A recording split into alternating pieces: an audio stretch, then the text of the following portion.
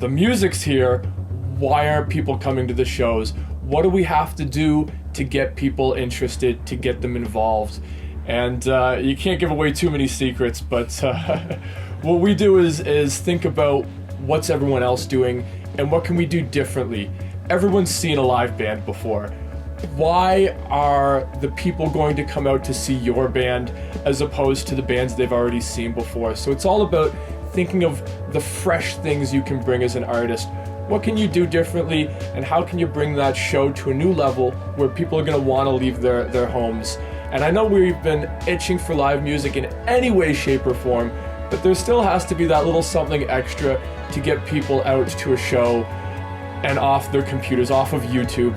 The internet's so much to compete with, and putting yourselves aside in one way or another is how to get people interested. You know, back in December, we did a fundraiser show for the Foundry Penticton, which is our local youth outreach center, and that we packed the place. Slackwater was full. They were over capacity. They were turning people away at the door because they didn't have any room. And, you know, these small communities, they're very much pro-local. You know, if you're gonna do a fundraiser, do it for the community, and then people just flock to that. So to see more bands kind of, you know, take the financial hit, so to speak, but then to raise money for the community, like, we've got all sorts of rampant problems going on. Why not use your talent and skills to help bring awareness to that? Human connection is a powerful tool of health. Make your connections when you're touring or if you're, playing, not only with other artists, but with their audience, their fans. Their fans are what's going to drive them, and to create better and more music. So connect with your fans and care. Don't be a rock god. I think one of the biggest things bands and artists can do for their careers nowadays is not just rely on social media, which is funny because for the last few years we've been encouraging bands to embrace social media and use it more. But I think that now, especially considering everything we've been talking about here, I think that there's going to be a big movement again for that local grassroots movement, and artists are going to have to go back to, putting flyers up on billboards all over the place and handing out flyers on, down at the beach for their shows. And we used to call it guerrilla marketing. And I think that people have kind of really lost that edge and gotten too dependent on social media. I remember I used to work at a venue in Nelson called the Royal Pub, which is, very well-known music venue. And people would actually send us press packs of their, from their bands, and they would, they'd be so creative, some of them. They'd come in a special package, all with the band's branding on it, and you'd open it up and there'd be, little handouts and stickers and business cards and a CD and all sorts of stuff, right? So I think that still has a huge impact nowadays. I feel like bands and artists could be taking more initiative with local press opportunities that are available to them. We've been really lucky in the Okanagan where we've got a number of media outlets, and I send them press releases quite often when an artist releases an album or a music video or has a show, and they're always really good about printing them up and putting them in the local papers. I think that another thing I would really recommend bands and artists do, which again kind of goes against what we've been taught for the last 10 years, and that's hire professional management. It used to be like, don't worry about that, you can do it yourself, you can learn it all, and artists do it all the time and they have great success with it. But the majority of artists try it and fail because it's a full-time job, it's a lot of work, there's a lot to know, a lot to learn, and I think it's beneficial to have a team, an administrative team or a management team that can guide you through the processes, because a lot of the processes of getting your music on, Spotify and radio and doing these press releases and all the stuff that we're talking about, it's a lot of work, and artists don't always have the time for that, and it's not an easy thing to navigate. There's almost like, I feel like there's like a certain order in which you should do things when you, say, release an album or a music video or put on a show, and if you don't have that experience and that team of people that can handle all of those, little things that need to happen to make it successful, it can be a lot of work for one artist. So I think that today's artists would benefit quite a bit from having a team behind them, whether that be a paid team, a support group of friends and family that are willing to put time into your career, whatever it may be, Patreon subscribers that help you, financially, so that you can keep thriving as an artist and doing what it is. You need some sort of team, some sort of support system. And I'm not just trying to plug my services. What more should artists be doing? I know I'm doing all I can for the time I know have. we're working our off jamming every flipping week, and getting involved, getting in touch with other groups, like Kyle, for instance. Contact, reaching out to other types of musicians at different venues. I think you got to network as much as you can, and it's not just about closed-mindedly, well, if it's not metal, then forget. No, any music, it can be an opportunity. Anybody, my whole life has been based on music and the people that are interested in music, so everything has led me to this day right now, right here to know you. So, artists need to push themselves to promote, to use social media, network, open your mind to other possibilities of other music. That's what else, whatever tools you got available, use them. We're trying, we're old school. But hey, if I can post stuff and get it out there and wait till we can get a show, then that's what I got to do, and then it happens, it works. Like, we need places for people to go be bad for a while. Like, your first couple shows are gonna be awful. They just are, and the worst part about it is those first couple shows are gonna be awful, but you're gonna be surrounded by people that are like, oh, you're doing a show, and everyone's gonna show up and tell you like, wow, you're so good at this. And you're gonna be 15 and you're gonna be like, I'm awesome. And then you know what? You're gonna wake up and you're gonna be 36 and no one's gonna be paying attention anymore, even though you're probably at your height. And you've got strangers who do take the risk of coming to see your band or your act or whatever, and they're like, whoa, man, like, yeah, I've been doing this since I was 15, right?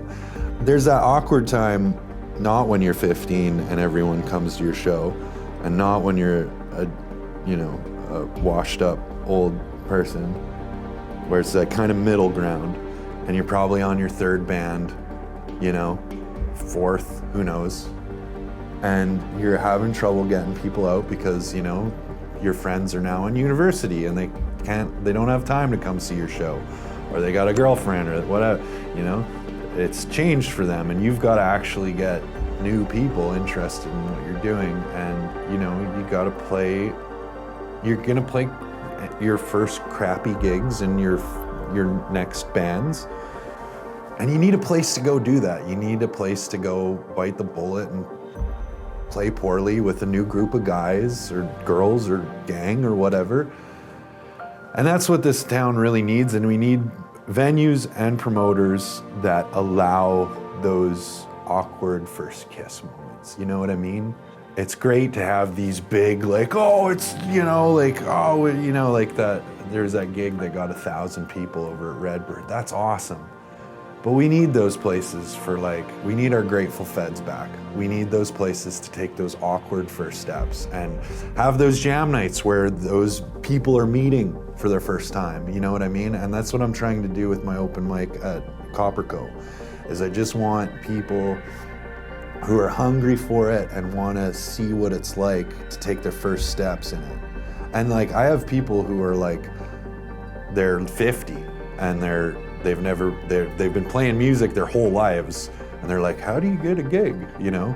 But they've just been playing in their basement or whatever, you know? Like, you need a place for that guy, you know? You need a place for, yeah, you need places for those blue collar people to take their first steps. And like, I've never been able to really leave that space because I find that there's something so sacred about it.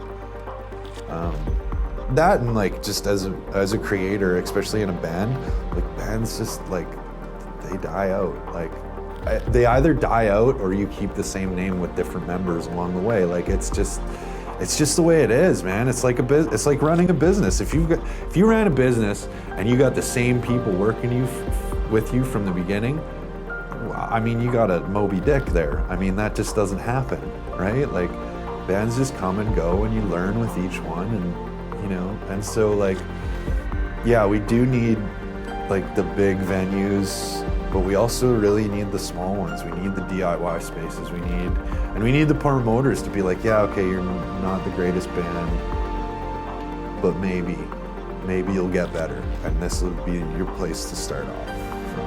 And that's kind of what I'm working towards, is like, and to have those, like, what's cool about that is like, you get those bands taking their first steps, and they, like, because they're getting a few people out because it's new, you know, then they're mingling with the old school bands that are burning out, you know, and they're meeting each other as one's rising and one's falling. And that's like a really important moment, right? Like, almost like a passing of the torch.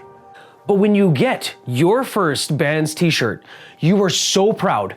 You put that on, and like, it's kind of faux pas to wear your own band's merch, but not you, not that first batch. This is my band. My mom's wearing this shirt. My grandma's wearing this shirt. My best friends are wearing this shirt. They had to pay for it, and that's usually how it works. You get your first CD, same thing. It's you grow up reading albums and how they always open up.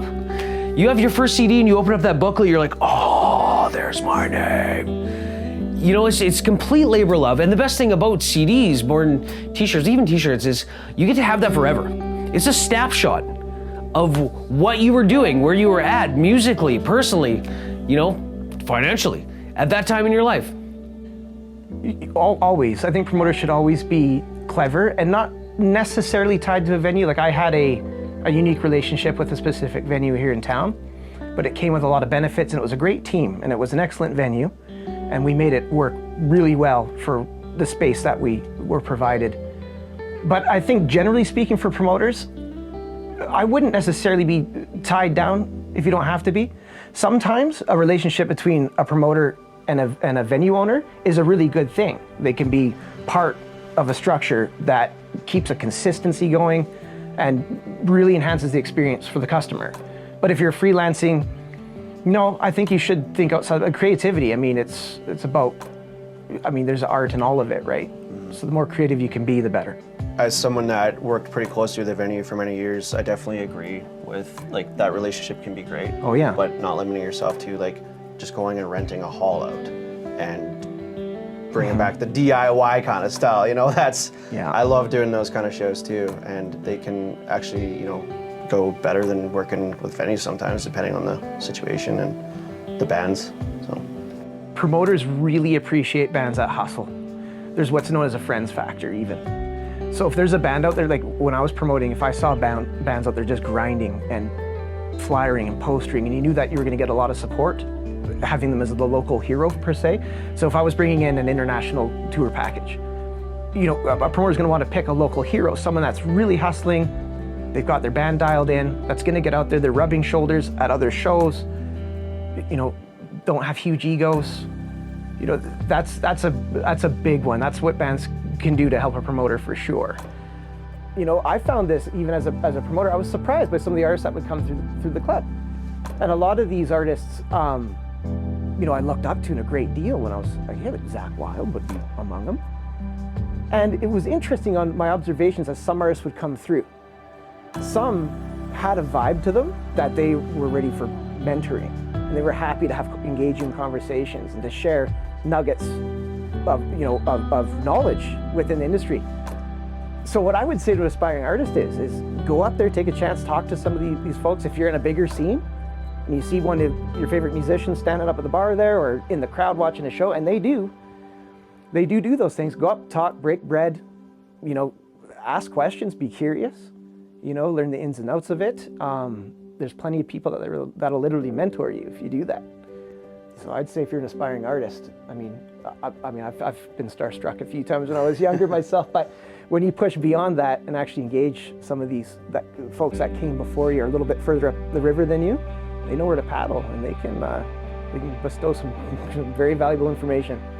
Yeah, it's all just about mutual respect, honestly. It is, yeah. That's a big part of it. Yeah. Like I was never any good when I first started. Hell, I'm still not good right now. Like I'm still learning new stuff all the time and refining my art. And I think that's what's beautiful about music. It's always evolving, always changing. You're always gonna get better at what you do as long as you're doing it. You just gotta keep at it. I just say, just don't stop, keep moving forward. Everybody starts somewhere. Like those guys were kids too.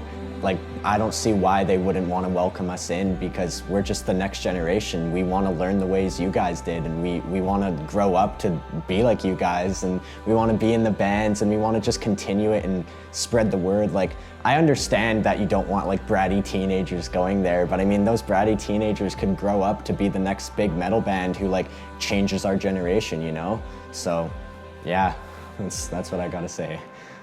Putting it out there. Like, even if you don't think that somebody will be responsive, just do it. Play a venue you didn't think you'd want to play, or like play for a crowd that you don't think that would like it, because you never know where that person who's like really into your music comes from. They're going to be your diehard fan that tells everybody, and like, even if you don't think it's worth it, just always try, because like you're never going to get anywhere if you don't try to put yourself out there. So yeah.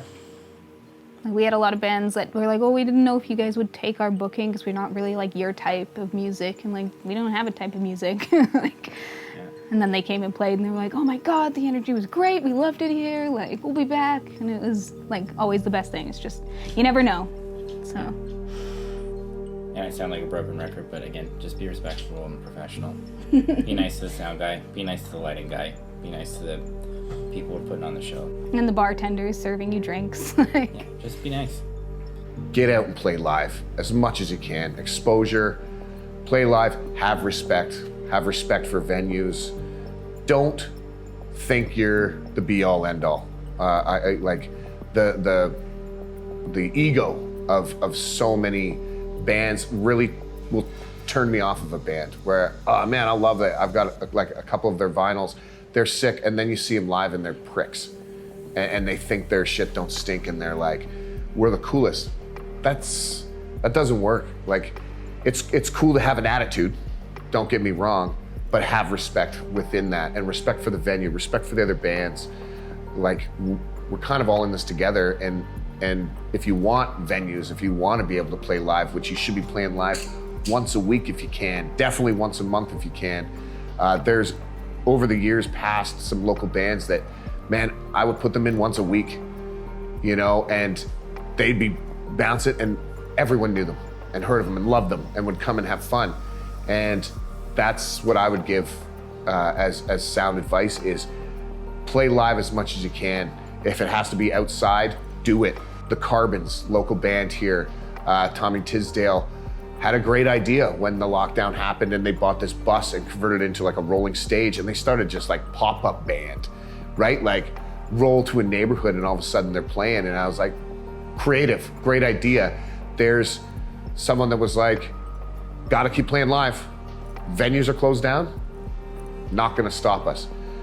That would be my advice to up and coming musicians, to artists, is play as much as you can and just have respect for the people around you, have respect for the venues, be humble. Be humble, but have fun and bring your attitude, but try and play live as much as you can. Well, the path that I took for learning audio engineering, there were a lot of roadblocks and a lot of things that I did wrong. And one of the things that I did wrong is that I did not go to other studios. I did not look into the local market of other recording studios and what they're doing and how they're doing it and what kind of sound quality they're getting, what kind of sound that they're known for. I just bullheadedly went down my own path, and it wasn't until I started selling audio recording equipment that it forced me to up my game a little bit, and I went to another local studio and I was like, wow, these are the things that I'm doing wrong, and I was able to fix them. My recordings instantly improved just from seeing how another local studio did things, and I was able to mimic some of those things. I was able to see where I went wrong, because a chain is only as strong as its weakest link, and within my recording chain I had several very strong links but a handful of very weak links, and I wasn't able to identify which links were my weak links, so I didn't know why my recordings weren't that good. And that's also part of my goal with the whole Dirt Cheap Recordings Facebook group, is to help other home recording artists identify which are the weakest links in their recording chain and help them improve. So, aspiring musicians, if I were to tell them something right now, the thing that I would tell them is that make a clear goal for your band, for your project. Make a very clear goal and make sure that everyone is on board. If not, you can't have any wavering. If you start a project and you think, it doesn't matter if you think it's good or bad. If you start a project and your goal is to tour the world 180 days a year, right? You need to make sure that each of your other members involved in the project want the same thing. And if they don't want the same thing, there needs to be clear communication amongst your members, amongst yourselves, to feel open enough to say, this is getting too big for me, I need out. And it needs to be clear goals. Because if it's very easy to start a project with a bunch of young guys to sit around and be like, hey, like, our band's pretty good. Let's go on tour in Europe, right? Like, yeah, let's get there. We'll get there. Yeah, and like it's all well and good to say that and have those conversations, but what it takes to get to those actual moments where it's like, okay, so we're going to Europe. We each got to get our own plane ticket there, and then it's like, whoa, what do you mean I got to pay for my own thing? It's like, this is how we're going to tour the world. And this is our step to get there. And they're like, well, I didn't sign up to start buying plane tickets. Like, they should be buying it for us. Like, no, man, if you gotta get there, you gotta make every means possible to get to that point and make the sacrifices that you need to attain that goal. And everyone on board with your project has to be willing to make those same sacrifices. If they're not, then your goal is going to come short of the sticks. If your goal is to be a mid-level band who gets together and jams once a week, writes an album every couple of years, plays local shows and festivals, and is happy being there, and everyone's on board with that, you're one of the happiest guys around because you hit your goal, and you're totally cool with it, right? I put my hand up there because a long time ago, Odin Fist made that very clear amongst the group. Right? This is what we're here for. This is what we're going to do. We all have careers. Our rock star moments are when we get to play shows.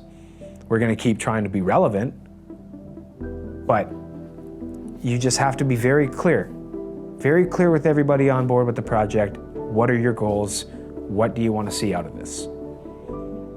a venue isn't like a thing that needs to be built.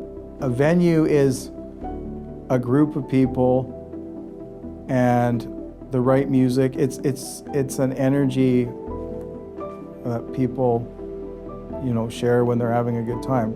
A venue is anywhere, you know. So a venue isn't like the perfect thing. A venue isn't the perfect stage and the perfect sound system and the perfect sized dance floor. A venue kind of just happens, just like I was saying about my place at the Grateful Fed. It was the right group of people, right at the right time, the right age group of people, and everything kind of fell together. It's just, I don't know, a big happy accident, you know? And that's kind of what happens, and that's what happens when different eras come and go, you know? Nobody plans for cool things to happen. You know, if you try and plan to have a good time, you probably won't. You know? You can never plan to have a good time, it just happens.